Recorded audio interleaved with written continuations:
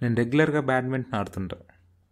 అలానే ఒకరోజు బాగా ఆడిన తర్వాత ఆల్మోస్ట్ సాయంత్రం నుంచి మిడ్ నైట్ వరకు పక్కనే బెంచ్ ఉంటే అక్కడే కూర్చున్నా. నాతో పాటు ప్రతిరోజు బ్యాడ్మింటన్ ఆడటానికి వచ్చేవాడు. ఒక్క మాటలో చెప్పాలంటే ఫ్రెండ్ అని బలవంతంగా ఆ పదంలో కూర్చోబెట్టచ్చు. కానీ వాడికి నాకు బ్యాడ్మింటన్ తప్ప ఇంకో కామన్ హ్యాబిట్ లేదు. ప్రతిరోజు రాత్రి బ్యాడ్మింటన్ ఆడుకొని మళ్ళీ రేపు పొద్దున్న కలుస్తాం.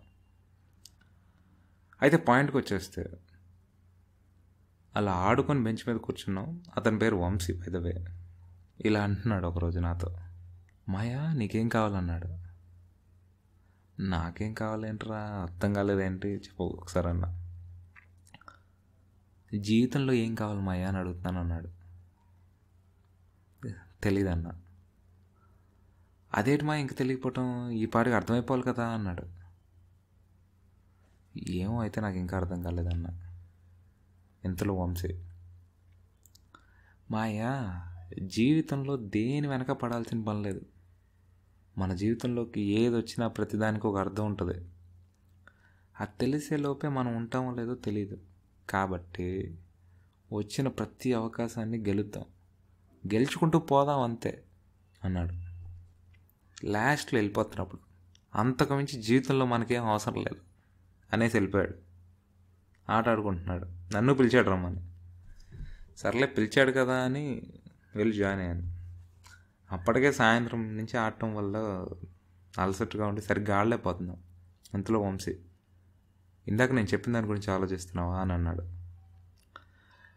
నాకు చాలా నీరసంగా ఉంది, కానీ అలాగే ఆట ఆడుతూ ఉన్నా.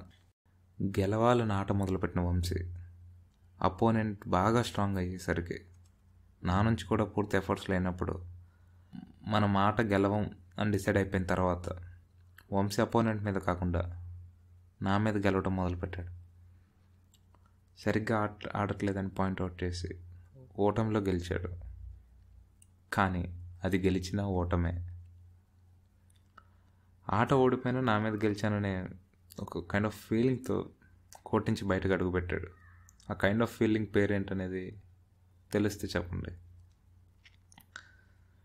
నాకు వంశీ అంటే ఏంటో తెలుసు కాబట్టి పెద్దగా ప్రాబ్లం ఏం లేదు.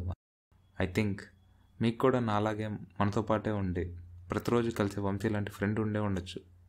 ఆఫీస్లోనో, ఫ్యామిలీలోనో, ఇంటి పక్కనో, లేదా నీ జీవితంలోనో ఏదో ఒక ఫామ్లో ఉంటాడు.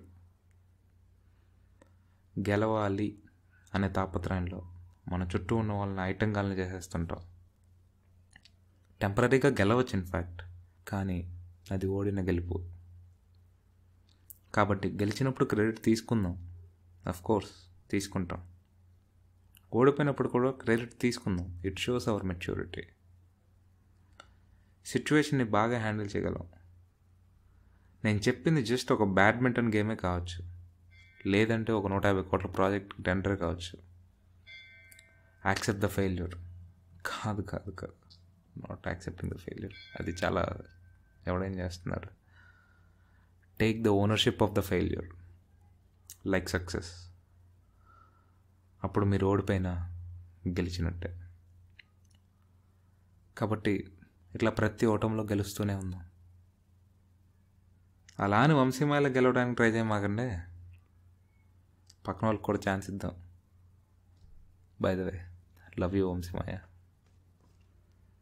ఇంకేంటి మరి, అయిపోయింది వాళ్ళ ముచ్చట. ఇప్పుడు ఉండే కావాలి, కానీ నెక్స్ట్ ఎపిసోడ్లో కలుద్దాం. బాయ్.